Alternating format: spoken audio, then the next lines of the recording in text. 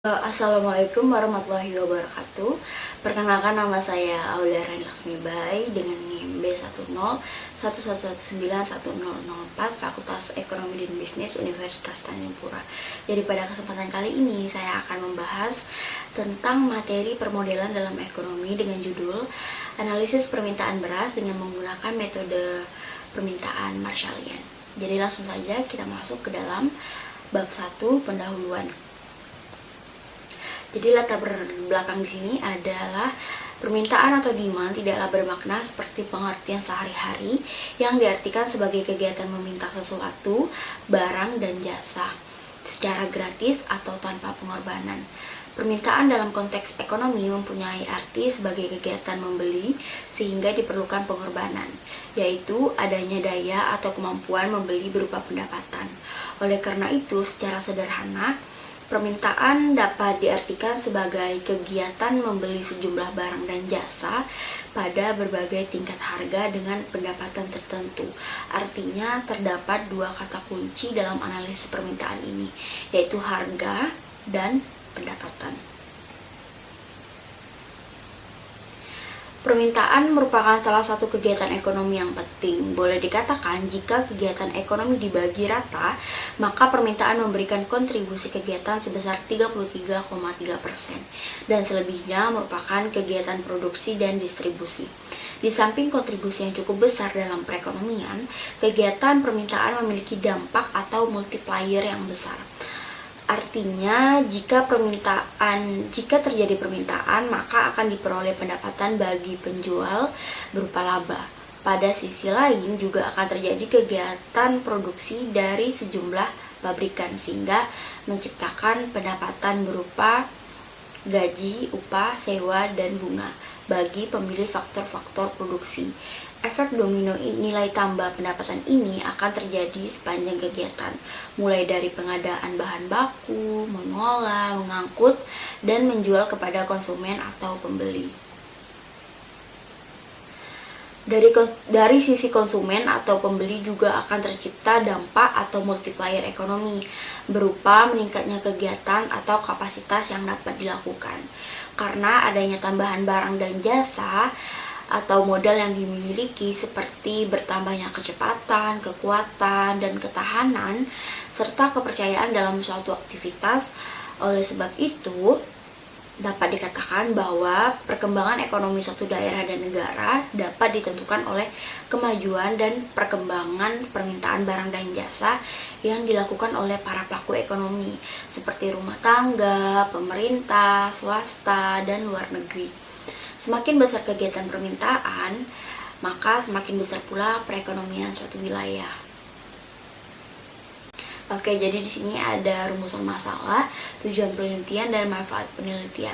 Rumusan masalah dari penelitian ini adalah bagaimana menganalisis permintaan beras dengan menggunakan fungsi permintaan Marshallian. Kemudian tujuan penelitiannya untuk menganalisis permintaan beras dengan menggunakan fungsi Marshallian. Kemudian manfaat penelitiannya di sini ada dua. Yang pertama, pada hasil penelitian dapat memberikan pengetahuan serta wawasan mengenai fungsi permintaan Marshallian. Yang kedua, penelitian ini diharapkan mampu menjadi bahan tambahan materi oleh peneliti lain yang ingin melakukan penelitian mengenai analisis permintaan beras dengan menggunakan fungsi permintaan Marshallian. Oke, kita masuk pada bab 2, yaitu tinjauan pustaka. Oke, di sini ada landasan teori. Yang pertama itu beras. Nurjayanti 2011 menjelaskan bahwa pola konsumsi masyarakat pada masing-masing daerah berbeda-beda. Jadi tergantung dari potensi daerah dan struktur budaya masyarakat. Pola konsumsi masyarakat Indonesia masih didominasi oleh padi-padian, khususnya beras, yang diindikasikan oleh tingginya starchy staple ratio. Nurjayanti 2011 mencatat bahwa beras merupakan komoditas yang penting karena merupakan kebutuhan pangan pokok yang setiap saat harus dapat dipenuhi. Yang kedua ada permintaan. Nurjayanti 2011 menyatakan bahwa konsep permintaan mewakili perilaku konsumen secara umum di pasar. Perilaku konsumen Dalam hal ini adalah faktor-faktor yang mempengaruhi jumlah permintaan suatu produk oleh konsumen dan bagaimana pengaruh dari perubahan faktor-faktor tersebut terhadap permintaan produk tersebut. Oke, yang ketiga ada teori permintaan. Henratno 2008 menjabarkan bahwa teori permintaan konsumen ini didasarkan pada teori perilaku konsumen atau consumer behavior, di mana menunjukkan perilaku konsumen dalam menentukan konsumsi barang. Sedangkan permintaan sendiri merupakan kegiatan konsumen untuk membeli suatu barang pada berbagai tingkat harga selama periode waktu tertentu.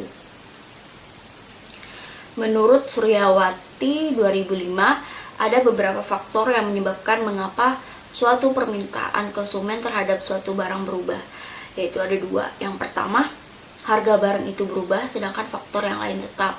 Yang kedua, salah satu atau lebih faktor-faktor lain berubah, jadi tidak ada lagi ceteris paribus.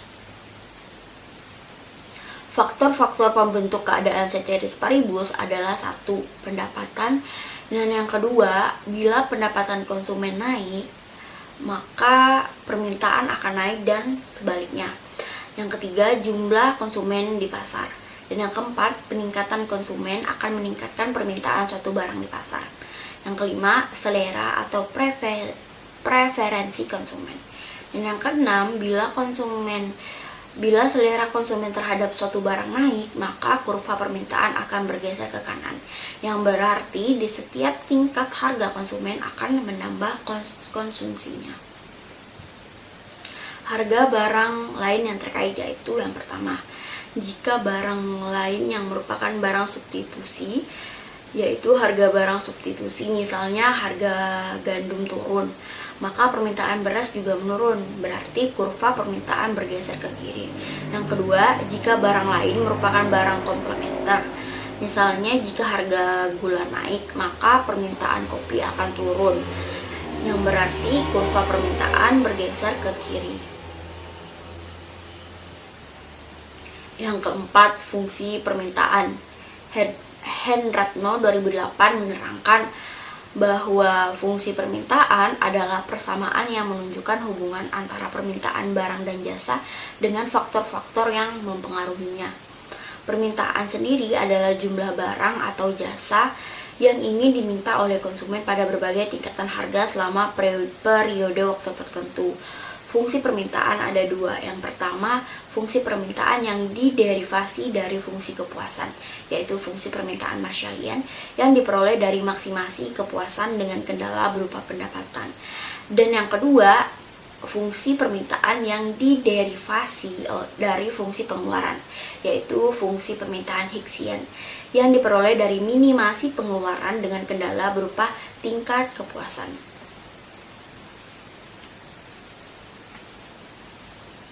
Dan yang kelima, ada fungsi permintaan Marshallian. Fungsi permintaan Marshallian atau Marshallian Demand Function dikenalkan pertama kali oleh seorang ekonom Inggris yang bernama Alfred Marshall pada tahun 1890. Fungsi permintaan Marshallian merupakan permintaan terhadap barang oleh konsumen dengan menganggap penghasilan uang konsumen itu konstan. Fungsi permintaan Marshallian dapat diperoleh dengan menurunkan derivasi fungsi utility, yaitu dengan cara memaksimumkan utilitas yang dapat diperoleh dan dibatasi oleh pendapatan tertentu atau budget. Derivasi itu perlu karena akan mencari titik ekstrim puncak atau maksimum, dengan asumsi bahwa konsumen memiliki pendapatan tertentu atau konstan dan membelanjakan seluruh pendapatannya atau money income held constant. Jadi di sini ada contoh ilustrasi, yaitu melalui persamaan di mana X sama dengan 3/5 B per H1. Jika budget dimisalkan sebesar 600 konstan dengan harga barang X sebesar 30 dan terus berubah hingga menjadi 5, maka jumlah barang yang diperoleh semula sebesar 12 akhirnya menjadi 72. Perubahan harga dan jumlah yang dibeli dengan pendapatan yang tetap disajikan pada tabel 1 sebagai berikut. Jadi kalian bisa melihat tabel tersebut. Nah, didapat 150 atau 100 atau 50 atau 30 atau 25, itu dari harga itu 30 dikali 5 dapat 150, 20 dikali 5 dapat 100, 10 kali 5 dapat 50, dan 6 dikali 5 30, 5 kali 5 25. Jadi kita bagi dengan harga budget di atas itu 1.800. Jadi 1.800 dibagi 150 sama dengan 12, 1.800 dibagi 100 sama dengan 18, 1.800 dibagi 50 sama dengan 36, 1.800 dibagi 30 sama dengan 60, dan 1.800 dibagi 25 sama dengan 72. Oke, next. Nah, mengapa perubahan harga itu turun diikuti dengan perubahan atau penambahan jumlah uang yang diminta? Jadi prinsipnya karena konsumen ingin tetap mempertahankan kepuasan maksimumnya dengan pendapatan yang dimiliki, yaitu kemauan untuk membeli barang X dengan kemampuan pendapatan tetap sama atau bersinggung. Jadi menurunnya harga dengan pendapatan yang tidak berubah berarti telah terjadi kenaikan daya beli dan sebaliknya. Oleh sebab itu, konsumen berusaha menambah jumlah yang dibeli karena daya belinya meningkat sampai pada batas anggarannya. Jadi berdasarkan data pada tabel 1 yang tadi, maka persamaan permintaan dapat diperoleh dengan pendekatan matematika sebagai berikut. Jadi di sini ada rumus H kurang H1.1 per H1.2 dikurang H1.1 sama dengan X dikurang X1.1 per X1.2 kurang X1.1. Ini persamaan pertama. Jadi di sini ada keterangan berupa simbolnya, yaitu X itu sama dengan harga H sama dengan harga, X sama dengan jumlah barang, H1.1 yaitu harga pada jumlah barang di titik A, H1.2 yaitu harga pada jumlah barang di titik B, kemudian X1.1 yaitu jumlah barang pada harga di titik A, X1.2 yaitu jumlah barang pada harga di titik B. Jadi kita masukkan angkanya, H kurang 30 per 5 kurang 30 sama dengan X dikurang 12 per 72 dikurang 12. Jadi didapat 60 dalam kurung H kurang 30 sama dengan min 25 dalam kurung X min 12 dikurang 12, X sama dengan 84 dikurang 24H.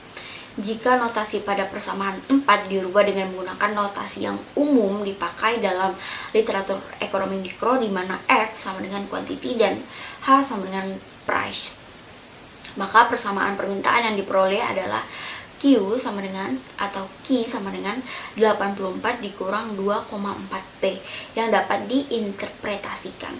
Jika harga tidak berubah, maka jumlah yang dibeli adalah sebesar 84 unit. Sedangkan jika harga berubah satu satuan atau sesuai dengan komoditinya, maka jumlah barang dan jasa yang dibeli berubah sebesar 2,4 unit. Ceteris paribus. Nah, yang keenam ada teori pendapatan. Jadi menurut Mardiasmo, pendapatan dengan definisi lebih luas merupakan setiap tambahan kemampuan ekonomis yang diterima atau diperoleh wajib pajak, baik yang berasal dari dalam negeri maupun luar negeri, yang dapat dipakai untuk konsumsi, menambah kekayaan wajib pajak yang bersangkutan dengan nama dan bentuk apapun. Pendapatan akan mempengaruhi banyaknya barang yang dikonsumsikan. Nah, selanjutnya ada kajian empiris.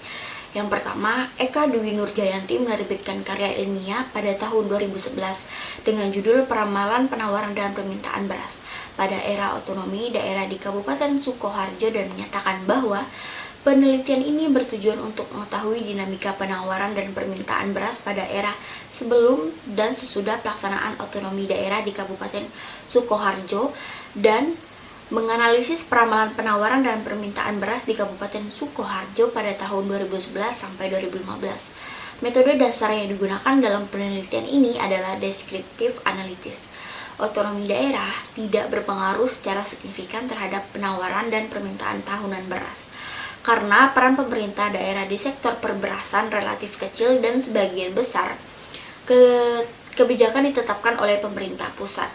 Jadi, hasil peramalan penawaran dan permintaan tahunan beras tahun 2011 sampai 2015 menunjukkan bahwa permintaan cenderung mengalami peningkatan setiap tahunnya, sedangkan penawaran cenderung mengalami penurunan. Selanjutnya ada analisis permintaan dan penawaran beras di Provinsi Sumatera Utara.